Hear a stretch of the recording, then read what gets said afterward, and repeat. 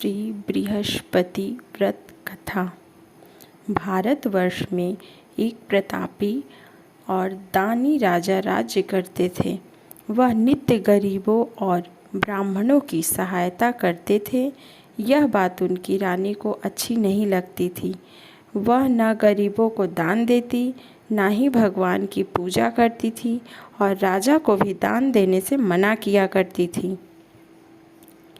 एक दिन राजा शिकार खेलने वन को गए हुए थे, तो रानी महल में अकेली थी। उसी समय बृहस्पति देव साधु के वेश में राजा के महल में भिक्षा लेने के लिए गए। भिक्षा मांगी। रानी ने भिक्षा देने से इनकार कर दिया। हे साधु महाराज, मैं दान पुण्य से तंग आ गई हूँ। मेरे पति का सारा धन लुटाते रहते हैं। मेरी इच्छा है कि हमारा धन नष्ट हो जाए, ना फिर बाँस ना बजेगी बांसुरी। साधु ने कहा, देवी तुम तो बड़ी विचित्र हो। धन संतान तो सभी चाहते हैं, पुत्र और लक्ष्मी को पापी के घर में भी होने चाहिए। यदि तुम्हारे पास अधिक है तो भूखों को भोजन, प्यासों को पानी, मुसाफिरों के लिए धर्मशालाएं खुलवाओ।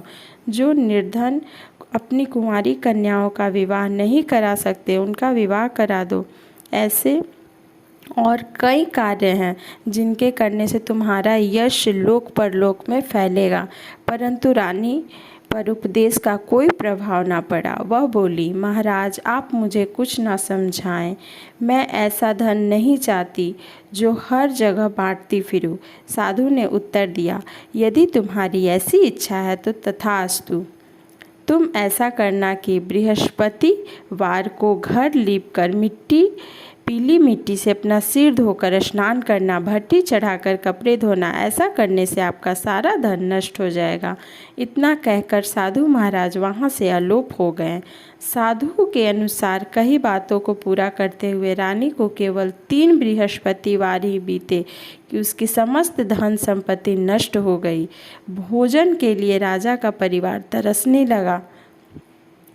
तब एक दिन राजा ने रानी से बोला, हे रानी तुम यहीं रहो, मैं दूसरे देश को जाता हूँ, क्योंकि यहाँ पर सभी लोग मुझे जानते हैं, इसलिए मैं कोई छोटा कार्य नहीं कर सकता। ऐसा कहकर राजा प्रदेश चला गया।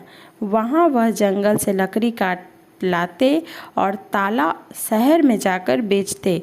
इसी तरह वह अपना जीवन व्यतीत करने लगे। इधर राजा के प्रदेश जाते ही रानी और दासी दुखी रहने लगे।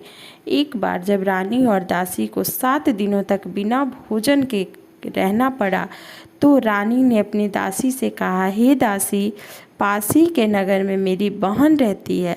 वह बड़ी धनवान है, तू उसके पास जा, कुछ ले आ, ताकि थोड़े दिनों गुजर बसर हो सके। दासी रानी की बहन के पास गई।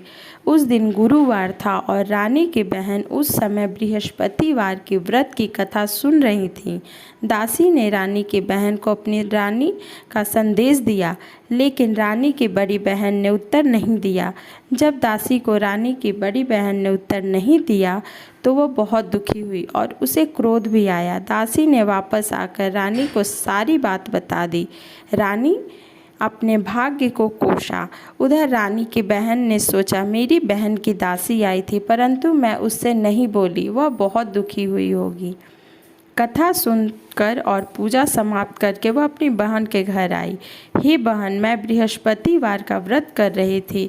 तुम्हारी दासी मेरे घर आई थी, परंतु जब तक कथा होती तब तक ना तो उठते हैं और ना ही बोलते हैं, इसलिए मैंने नहीं बोला। कहो दासी क्यों आई थी? रानी बोली, बहन तुमसे क्या छिपाऊं, हमारे घर में खाने तक को अनाज नहीं। ऐसा कहते ही रानी की आंखें भर आई। उसने दासी समेत पिछले 7 दिनों से भूखे रहने की कथा अपनी बहन को विस्तार पूर्वक बताया।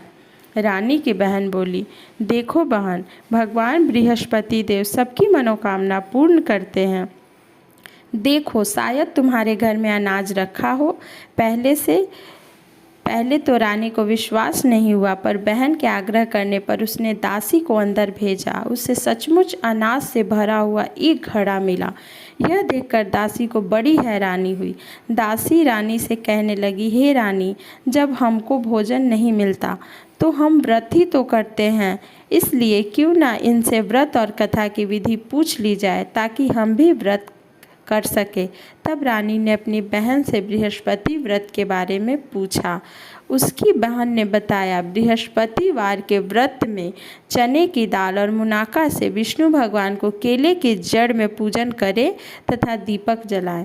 व्रत कथा सुने, पीला भोजन ही धारण करे, इससे बृहस्पति देव प्रसन्न होते हैं।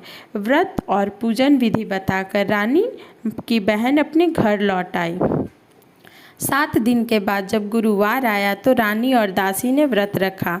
घुड़शाला में जाकर चना और गुड़ लेकर आई। फिर उससे केले की जड़ तथा विष्णु भगवान का पूजन किया।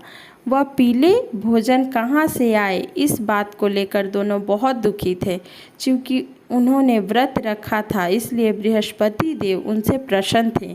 इसलिए वे एक साधारण व्यक्ति के रूप को धारण करके सुंदर 2 थाली में पीले पीले भोजन लेकर गए। भोजन पाकर दासी और उनकी रानी साथ मिलकर भोजन की और अत्यंत प्रसन्न हुई। उसके बाद वे सभी गुरुवार का व्रत और पूजन करने लगी। बृहस्पति भगवान की कृपा से उनके पास फिर से धन संपत्ति आ गई। धन मिला तो रानी फिर से आलस करने लगी।